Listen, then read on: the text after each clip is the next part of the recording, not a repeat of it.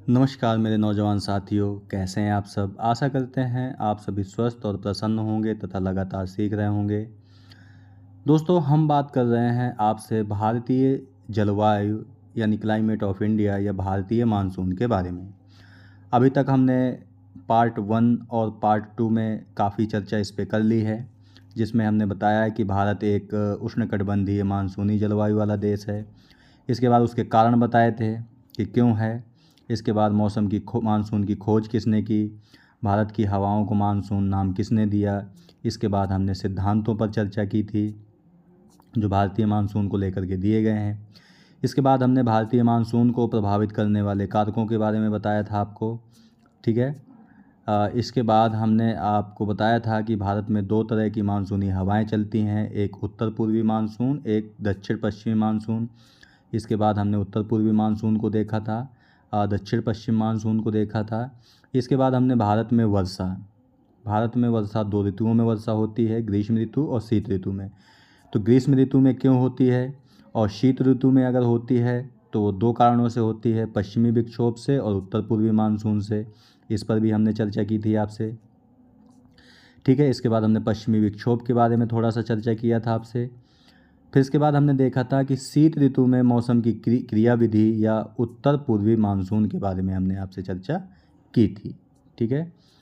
तो हमने जो पिछला पार्ट 2 डाला था वह यहाँ तक चर्चा हो चुकी है। आज हम आपसे बात करेंगे ग्रीष्म ऋतु में मौसम की क्रियाविधि। ठीक है, यानी मार्च और अप्रैल में मौसम की क्रियाविधि क्या रहती है।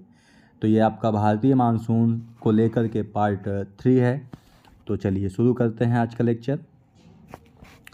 दोस्तों, 22 मार्च के बाद सूर्य के उत्तरायण होने के साथ ही मार्च और अप्रैल के महीनों में पश्चिमोत्तर भारत गर्म होने लगता है, जिसके चलते पश्चिमोत्तर भारत में वायुमंडल में एक निम्न वायुदाब का क्षेत्र उत्पन्न हो जाता है।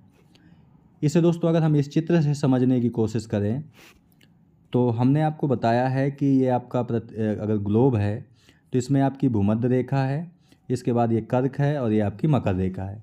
तो कर्क रेखा पर 21 जून को सूर्य लंबवत चमकता है और भूमध्य रेखा पर 21 मार्च और 23 सितंबर को सूर्य लंबवत चमकता है और 22 दिसंबर को मकर रेखा पर लंबवत चमकता है।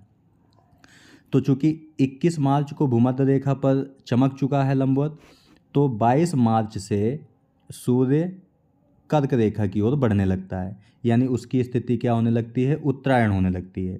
और जब उत्तरायण होने लगती है तो भारत का जो पश्चिमी भाग है, चूँकि आपको पता है यहाँ पर थार का मरुस्थल है, ठीक है, तो यहाँ पर क्या होता है, तापमान बहुत ज़्यादा होने लगता है। और हमने आपको बताया था कि तापमान और वायुदाब के बीच विपरीत संबंध पाया जाता है। तो तापमान अगर ज़्यादा होगा तो यहाँ पर लो प्रेशर का एक क्षेत्र बनने लगता है। ठीक है, यानी अगर लो प्रेशर का क्षेत्र बनेगा तो हवाएं इसकी ओर अब क्या होंगी, आकर्षित होंगी, क्योंकि हवाएं हमेशा उच्च वायुदाब से निम्न वायुदाब की ओर चलती हैं। तो देखते हैं, निम्न वायुदाब का क्षेत्र उत्पन्न हो जाता है।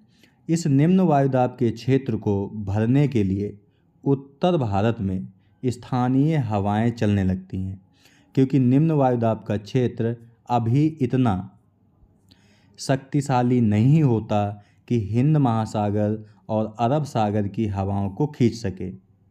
तो केवल क्या होता है कि अपने आसपास के क्षेत्र की हवाओं को खींचने लगता है।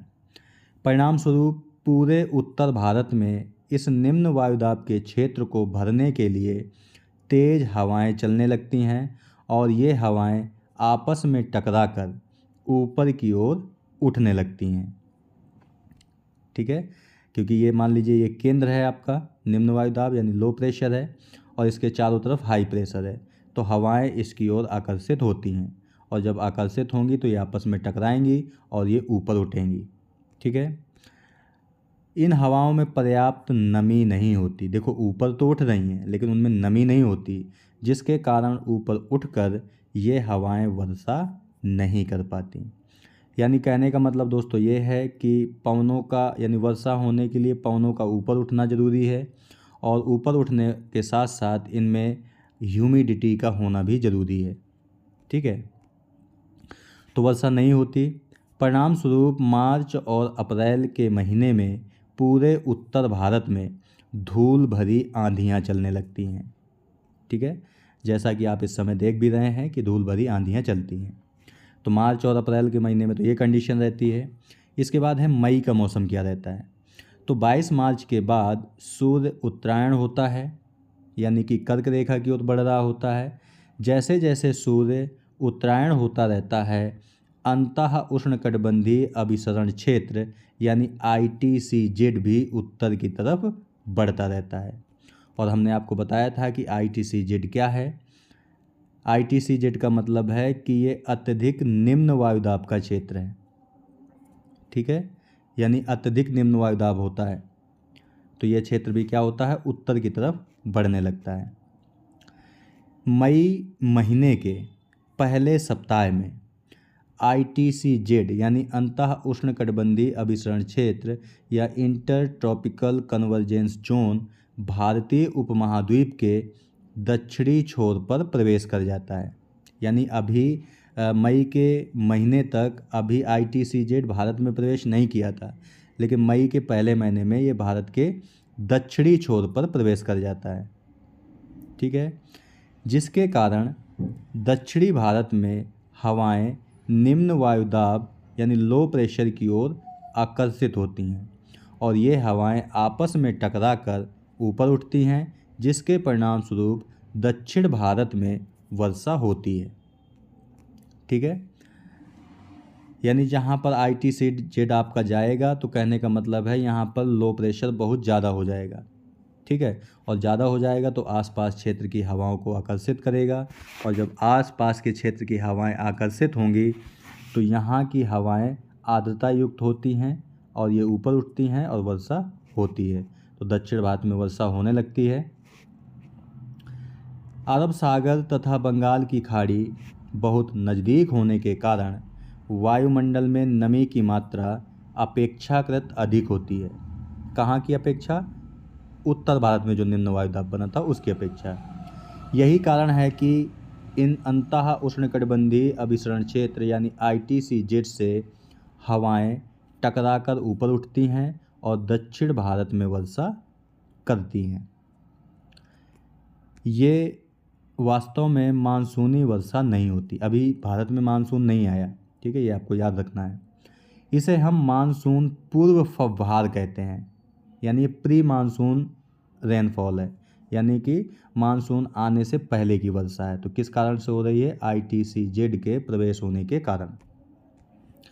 मानसून पूर्व फव्वार मुख्य रूप से केरल, कर्नाटक और तमिलनाडु राज्यों की विशेषता है। यानी कि मानसून पूर्व फव्वार जो वर्षा होती है वो केरल, कर्नाटक और तमिलनाडु में होती है, और अलग अलग राज्यों में मानसून फव्वार को अलग अलग नामों से जाना जाता है, क्योंकि मानसून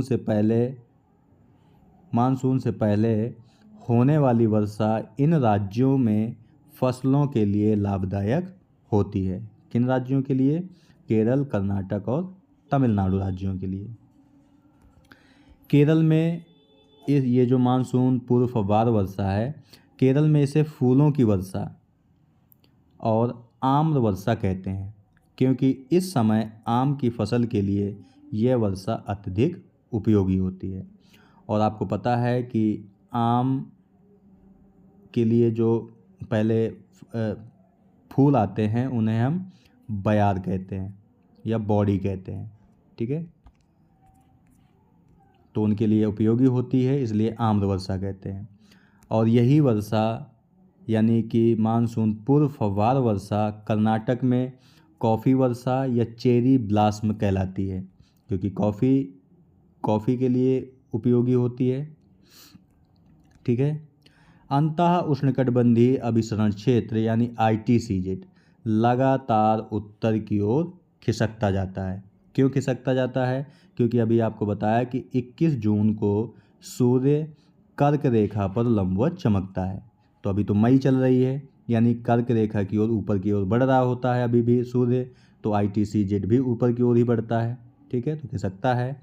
और मई महीने के अंत में, अभी आपका क्या बताया था कि मई महीने के पहले सप्ताह में, ठीक है, ITCZ प्रवेश कर जाता है। अब यहाँ पर है कि मई महीने के अंत में अंतः उष्णकटिबंधीय अभिसरण क्षेत्र ITCZ जब कर्क रेखा के पास पहुँच जाता है, क्योंकि अब जून आने वाला है तो यह क्या होगा, कर्क रेखा के पास पहुँच जाता है, तब पश्चिम बंगाल मौसमी हलचल का केंद्र बन जाता है। यानी मई के पहले सप्ताह में केरल, तमिलनाडु और कर्नाटक आपके मौसमी हलचल का केंद्र थे, केरल, कर्नाटक और तमिलनाडु। लेकिन मई के अंत में अब कौन बन गया आपका हलचल का केंद्र? बंगाल बन गया। ठीक है। इस समय पश्चिमी बंगाल में बहुत तेज धूल भरी आंधियाँ चलती हैं और यदि वायु में नमी की मात्रा होती है तो पश्चिम बंगाल में भारी मात्रा में वर्षा होती है। अब पश्चिम बंगाल में मई महीने के अंत में आने वाली इन तेज तूफानों से बहुत ज़्यादा विनाश होता है। इसके चलते यहाँ पर भारी मात्रा में नुकसान भी होता है, इसलिए हम इस तूफान को काल बैसाखी के नाम से जानते हैं। तो काल बैसाखी वर्षा कहाँ पे होती है? पश्चिम बंगाल में। और कहते क्यों हैं इसे? क्योंकि इससे बहुत ज़्यादा नुकसान होता है या विनाश होता है। ठीक है। इसके बाद है आपका जून का महीना। हमने मार्च और अप्रैल देखा, मई भी देख लिया, अब इसके बाद है जून का महीना।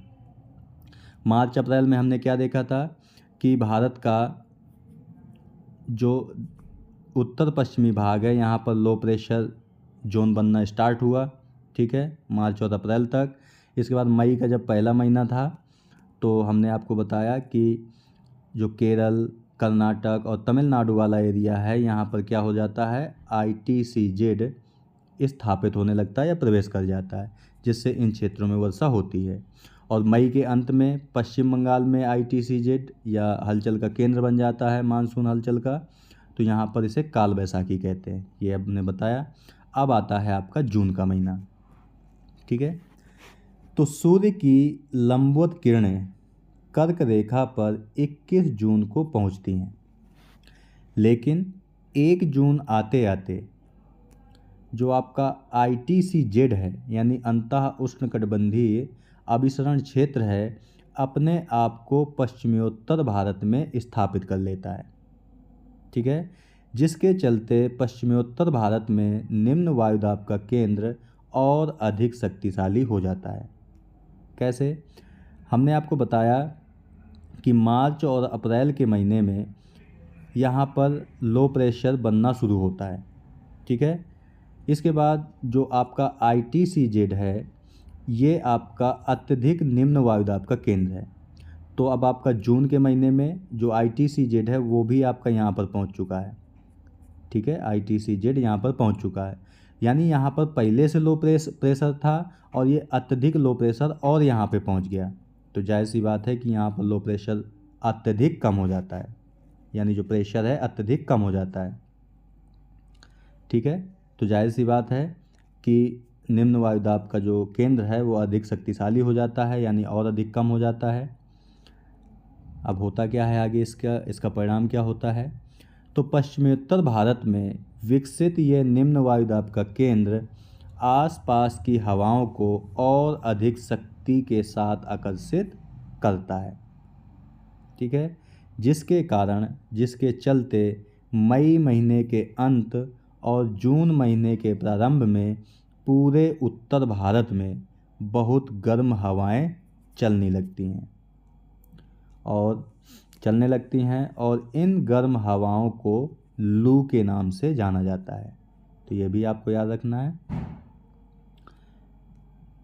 जो लू आपकी स्थानीय हवा है ये गर्म है और शुष्क हवाएं हैं। ठीक है, जो केवल उत्तर भारत में चलती हैं और इनका संबंध दक्षिण भारत से बिल्कुल नहीं होता। ठीक है, लू अत्यधिक गर्म और शुष्क वायु है, इसमें नमी की मात्रा बिल्कुल नहीं होती। यही कारण है कि ये हवाएं स्वास्थ्य के लिए अत्यधिक हानिकारक होती हैं। यानी कि अगर कोई व्यक्ति लू के संपर्क में ज़्यादा देर तक अगर बना रहे तो वो आपका डिहाइड्रेशन का शिकार हो जाता है, यानी उसके शरीर में पानी की कमी हो जाती है और अगर उसे समय पर पानी ना मिले तो व्यक्ति की मौत भी हो सकती है, हानिकारक होती हैं। जब पश्चिमोत्तर भारत में विकसित अंतः उष्णकटिबंधीय अभिसरण क्षेत्र यानी ITCZ 1 जून के आसपास बहुत अधिक शक्तिशाली हो जाता है तो ये हिंद महासागर की आर्द्रता वाली हवाओं को भी खींच लेता है। ठीक है, हिंद महासागर की आर्द्रता युक्त हवाओं को भी खींच लेता है। भारत में हिंद महासागर से आने वाली हवाएं दक्षिण पश्चिम दिशा से प्रवाहित होकर आती हैं, इसलिए इन्हें हम दक्षिण पश्चिम मानसून भी कहते हैं। कहने का मतलब है कि आपका दक्षिण भारत है तो ये हवाएं आपकी इस तरीके से आती हैं, तो इनकी दिशा क्या है, आपकी साउथ वेस्ट है यानी दक्षिण पश्चिम है, इसलिए इसे दक्षिण पश्चिम मानसून के नाम से जाना जाता है। ठीक है, भारत में 90% वर्षा इसी दक्षिण पश्चिम मानसून से ही होती है। दक्षिण पश्चिम मानसून भारत में प्रवेश करती है सबसे पहले पश्चिमी घाट पर्वत से टकराकर केरल के मालाबार तट पर 1 जून को वर्षा करती है। या आप ऐसे भी समझ सकते हैं कि जून का जो प्रथम वीक होता है आपका यानी सप्ताह होता है, दक्षिण पश्चिम मानसून केरल के मालाबार तट पर पहुंच जाता है। ठीक है, करती है। इसके बाद दक्षिण पश्चिम मानसून क्रमशः उत्तर में हिमालय और पश्चिम में दिल्ली तक वर्षा करता है। और हमने आपको कल बताया था कि 1 जुलाई को जो दक्षिण पश्चिम मानसून है वो पूरे भारत में फैल जाता है। पूरे भारत में कहने का मतलब है कि दिल्ली तक वर्षा करने लगता है। ठीक है, अंतः उष्णकटिबंधीय अभिसरण क्षेत्र ITCZ को विषुवत रेखीय निम्न दाब द्रोणी या मानसूनी निम्न दाब द्रोणी भी कहते हैं। ठीक है,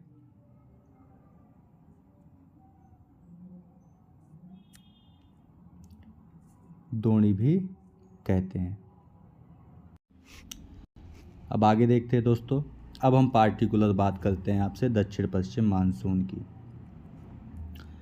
तो दोस्तों, जब पश्चिमोत्तर भारत में विकसित अंतः उष्णकटिबंधीय अभिसरण क्षेत्र यानी ITCZ बहुत शक्तिशाली हो जाता है तो दक्षिणी गोलार्ध यानी हिंद महासागर की आर्द्रता वाली हवाओं को खींच लेता है और साथ ही दक्षिण पूर्वी व्यापारिक पवनों को भी खींच लेता है। और दक्षिण पूर्वी व्यापारिक पवनें आपको बताई थी, अभी हम आगे देखेंगे। ठीक है, फेरल के नियम अनुसार दक्षिणी गोलार्ध में हवाएं अपने बाईं तरफ तथा उत्तरी गोलार्ध में हवाएं अपनी दाईं ओर घूम जाती हैं। ऐसा कोरियालिस बल के कारण होता है। और कोरियालिस बल क्यों उत्पन्न होता है, तो पृथ्वी के घूर्णन के कारण उत्पन्न होता है। ठीक है, पृथ्वी के घूर्णन के कारण उत्पन्न होता है। इस चित्र में आप देख पा रहे होंगे, ये आपका है भूमध्य रेखीय निम्न वायुदाब यानी इसे हम ITCZ कहेंगे। ठीक है, चूँकि ये आपका लो प्रेशर है, यहाँ पर आपका हाई प्रेशर होता है, तो हवाएं हमेशा लो प्रेशर से हाई प्रेशर की ओर चलती हैं, यानी हवाएं इस तरीके से चलेंगी। ठीक है, चलनी चाहिए सीधा हाई प्रेशर से लो प्रेशर की ओर, लेकिन पृथ्वी के घूर्णन के कारण ये अपनी दिशा में परिवर्तन करती हैं और उत्तरी गोलार्ध की हवाएं अपने दाईं ओर और दक्षिणी गोलार्ध की हवाएं अपने बाईं ओर मुड़ने लगती हैं। ठीक है, और दोस्तों भारत की लोकेशन आपकी यहाँ पर है, यानी भारत में ITCZ आपका यहाँ पे स्थापित हो चुका है जून में। ठीक है, तो करता क्या है, ये जो दक्षिण पूर्वी हवाएं हैं आपकी, दक्षिण पूर्वी व्यापारिक हवाएं हैं, ये हवाएं क्या होती हैं, इस ITCZ के स्थापित होने के कारण इस भूमध्य रेखा को पार करके इनकी दिशा क्या हो जाती है, दक्षिण पश्चिम हो जाती है, इस तरीके से। ठीक है, तो इन्हीं हवाओं को क्या कहते हैं, दक्षिण पश्चिम मानसून कहते हैं। ठीक है, आगे देखते हैं। अब जो हवाएं दक्षिण पूर्वी व्यापारिक पवनों को भी खींच लिया ITCZ ने, तो चूंकि ये हवाएं भारत में दक्षिण पश्चिम की ओर से प्रवेश करती हैं, इसलिए इसे भारत में दक्षिण पश्चिम मानसून कहते हैं। हिंद महासागर के ऊपर से आने के कारण इन हवाओं में पर्याप्त आर्द्रता होती है। जाहिर सी बात है कि सागर के ऊपर से अगर पवनें आ रही हैं तो आर्द्रता युक्त ही होंगी। दक्षिण पश्चिम मानसून सबसे पहले केरल के मालाबार तट पर टकराता है। दक्षिण पश्चिम मानसून केरल में सबसे पहले 1 जून को पहुंचता है, या आप कह सकते हो जून के प्रथम सप्ताह में पहुंचता है और वर्षा करता है। इसके पश्चात दक्षिण पश्चिम मानसून द्वारा पूरे पश्चिमी घाट पर वर्षा होती है। और हमने आपको बताया था कि भारत में 2 घाट हैं, एक आपका ये पश्चिमी घाट है यानी वेस्टर्न घाट है, और ये आपका पूर्वी घाट है। तो 1 जून को आपका मालाबार तट से टकराया और टकराने के बाद ये धीरे धीरे धीरे धीरे पूरे पश्चिमी घाट पर वर्षा करना प्रारंभ कर देता है। दक्षिण पश्चिम मानसून केरल में 1 जून को वर्षा करता है और 15 जुलाई तक आते आते पूरा भारतीय उपमहाद्वीप दक्षिण पश्चिम मानसून के प्रभाव क्षेत्र में आ जाता है, यानी पूरे भारतीय उपमहाद्वीप में वर्षा होने लगती है 15 जुलाई तक। ठीक है। भारत में दक्षिण पश्चिम मानसून से होने वाली वर्षा 1 जून से लेकर के 15 सितंबर तक भारत में वर्षा होती रहती है। ठीक है। इसके आगे है दक्षिण पश्चिम मानसून भारत में 2 शाखाओं के रूप में प्रवेश करता है, एक आपकी अरब सागर की शाखा और एक आपकी बंगाल की खाड़ी की शाखा। ठीक है। तो दोस्तों इन अरब सागर की शाखा और बंगाल की खाड़ी की शाखा पर चर्चा करेंगे हम आगे पार्ट 4 वीडियो में, क्योंकि वीडियो आपका लंबा हो रहा है और ये ख़त्म करने में थोड़ा कठिनाई भी होगी। ठीक है। यानी तो हम इसे अगले पार्ट में चर्चा आपसे करेंगे, अरब सागर की शाखा और बंगाल की खाड़ी की शाखा। तो दोस्तों आज हमने आपसे इस वीडियो में बात की ग्रीष्म ऋतु में मौसम की क्रियाविधि, यानी मार्च और अप्रैल में मौसम की क्रियाविधि, ये हमने देखा। इसके अलावा हमने आपको देखा मई के मौसम में क्रियाविधि क्या होती है, तो मई के प्रथम सप्ताह में क्या कंडीशन रहती है और मई के अंतिम सप्ताह में क्या कंडीशन रहती है, ये बताया आपको। इसके बाद जून महीने की कंडीशन आपको बताई। ठीक है, कि ITCZ कैसे उत्तर पश्चिमी भारत में स्थापित हो जाता है, ये हमने बताया। इसके बाद आपसे दक्षिण पश्चिम मानसून के बारे में चर्चा की। ठीक है, ये हमने आपको बताया। और दक्षिण पश्चिम मानसून पर बताते हुए आपको बताया कि भारत में 2 शाखाओं के रूप में प्रवेश करता है, एक अरब सागर की शाखा, दूसरी बंगाल की खाड़ी की शाखा। इस पर हम चर्चा करेंगे आपसे नेक्स्ट वीडियो में। ठीक है, तब तक के लिए नमस्कार। आप प्रसन्न रहिए, खुश रहिए, मुस्कुराते रहिए और लगातार सीखते रहिए, कभी अपने लिए तो कभी अपनों के लिए। धन्यवाद। जय हिंद दोस्तों।